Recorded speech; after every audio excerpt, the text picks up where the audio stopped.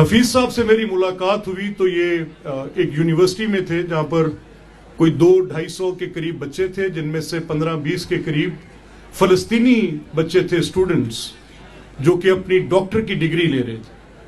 And then I got to know that the contribution Al Khidmat has done.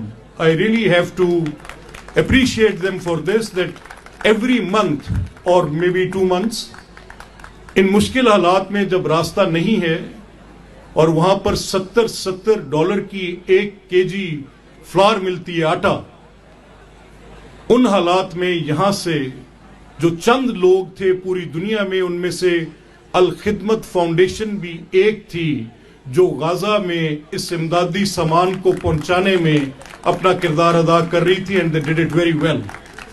So Hafiz صاحب, we really acknowledge and appreciate this good work which you have done. اللہ تعالیٰ آپ کے حامی و ناصر ہوں اور آپ کو اپنے ہر مقصد میں کامیابی دیں.